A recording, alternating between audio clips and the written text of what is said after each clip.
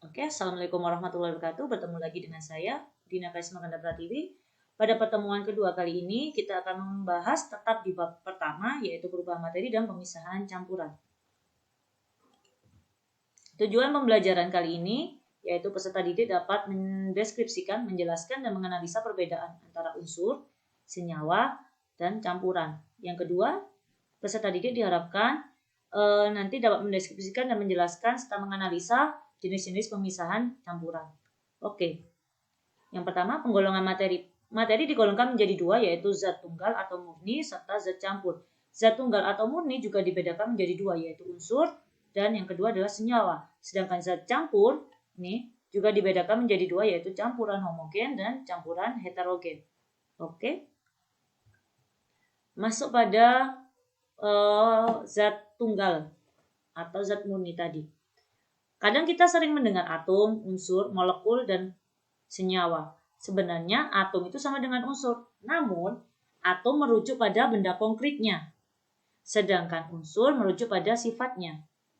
Ya, jadi definisi atom itu sendiri yaitu sama dengan unsur, yaitu bagian terkecil dari suatu zat yang tidak dapat dibagi lagi. Sudah dijelaskan di modul pembelajaran ya, yang sudah kalian download.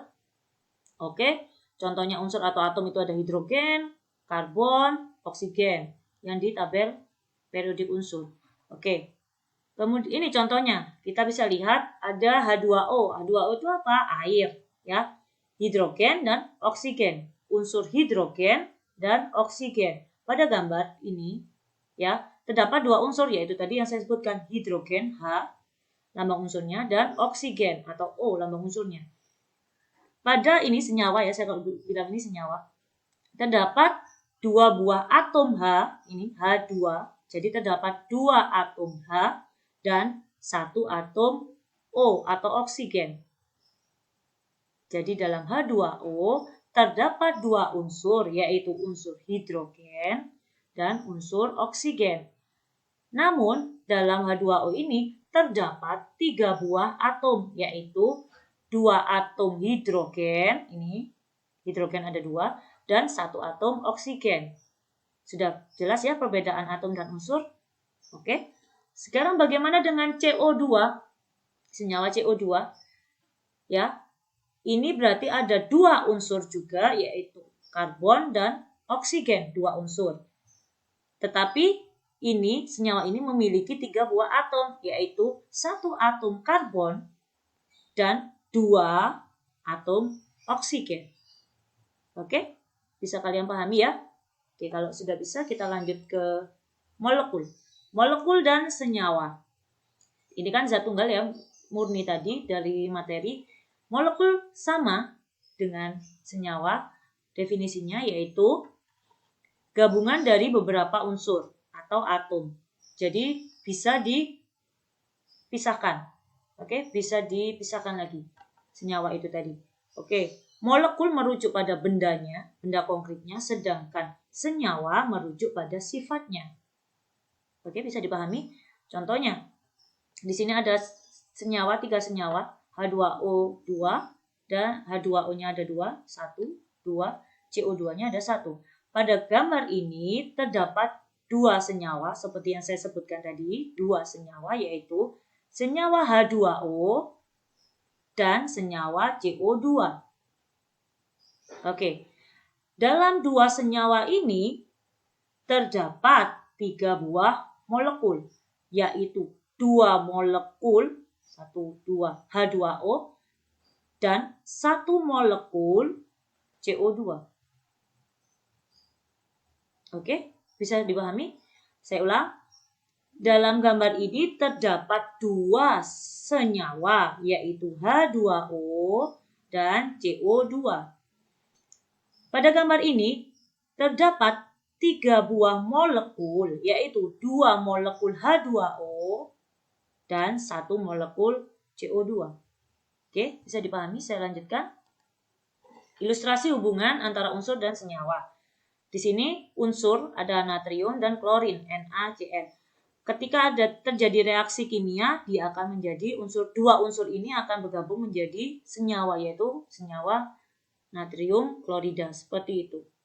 Ini hubungan antara unsur dan senyawa. Kalau ada reaksi kimia, dia akan bergabung menjadi senyawa. Oke ya. Oke, sekarang kita masuk ke materi. Tadi kan ada zat tunggal dan zat campur. Nah, sekarang kita masuk ke zat campurnya. Zat campur atau campuran itu definisinya yaitu suatu penggabungan dua zat atau lebih yang tidak bisa bersatu secara kimiawi karena zat-zat tersebut masih mempertahankan sifat masing-masing. Oke, ada dua ya tadi ya. Zat campur yaitu homogen, bisa kamu baca karakternya atau cirinya. Dan heterogen, bisa kamu baca sendiri. Ini contohnya, ini ciri-cirinya. Oke, kita lanjutkan. Pemisahan campuran. Pemisahan campuran bertujuan untuk memisahkan campuran menjadi komponen-komponen murni atau menentukan kadar zat murni yang ada dalam campuran tersebut. Ya, contohnya itu campuran kopi dengan air. Nah, kan kopi dengan air materi yang berbeda seperti itu. Kita pisahkan bagaimana caranya. Itu ada metodenya. Oke, metode pemisahan campuran. Artinya atau definisinya yaitu cara. Metode itu kan cara memisahkan atau memurnikan suatu senyawa atau komponen senyawa yang mempunyai susunan kimia yang berkaitan dari suatu bahan atau campuran. Seperti yang saya sebutkan tadi, saya contohkan kopi dengan air. Bagaimana cara memisahkannya? Caranya itu disebut metode pemisahan campuran. Ada banyak metode pemisahan campuran, termasuk di modul juga sudah dijelaskan ya, modul pembelajaran yang bisa kalian download di Google Classroom. Bisa kalian cek. Nah, ini bisa kalian baca sendiri. Jenis pemisahannya banyak sekali. Satu ada dekantasi, itu apa definisinya, contohnya apa, filtrasi, distilasi, contohnya apa, definisinya apa, bisa kalian baca. Kemudian ada kristalisasi, kromatografi, nah contohnya apa, kemudian sentrifugasi, sublimasi, dan lain sebagainya, etc. itu, etc. Ya. Lain sebagainya bisa kalian baca sendiri. Oke. Pertemuan kedua, materinya sudah jelas, sudah saya share juga di modul pembelajaran yang ada di GC ya. Oke, kita masuk ke tugas kedua. Tugas kali ini yaitu 1. Berikan masing-masing 10 contoh unsur. Kalian sebutkan, kalian tulis soalnya dan jawabannya ya. Kemudian 2. Berikan masing-masing 10 contoh senyawa. Yang ketiga, berikan masing-masing 10 contoh campuran, boleh campuran homogen ataupun heterogen, silakan. Yang keempat, jelaskan perbedaan antara pemisahan campuran dengan teknik filtrasi dan kristalisasi. Ingat, jelaskan perbedaannya. Ya, perbedaannya. Yang kelima, jelaskan perbedaan antara pemisahan campuran dengan teknik adsorpsi dan absorpsi. Di sini pakai D, sedangkan di sini pakai B. Oke? Kalian bisa browsing, googling, terserah ya. Yang jelas kalian tuliskan jawaban kalian. Oke. Yang keenam, apakah yang dimaksud dengan teknik distilasi?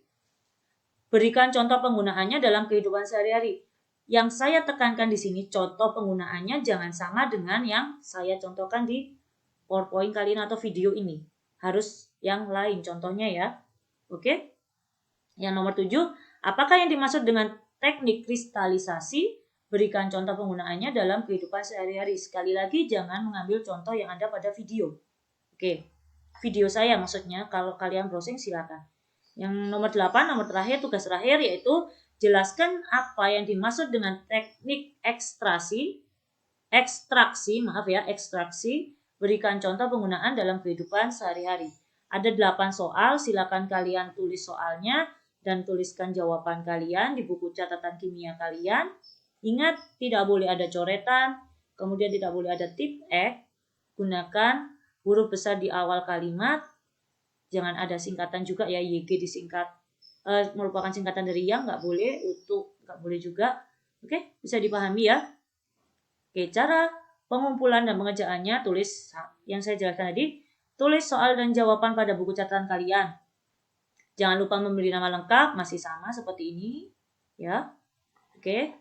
Kemudian dokumentasikan tugas kalian dalam bentuk foto.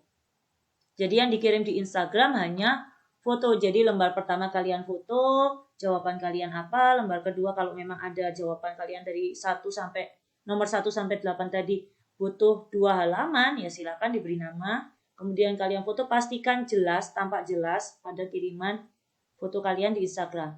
Jangan lupa tandai Instagram Budina, kemudian hashtag sama seperti minggu lalu, yaitu hashtag atau tanda pagar, nama lengkap kalian, kemudian kelas, kemudian mapel kimia SMKN Negeri 10 Malang, dan tanggal pengumpulan.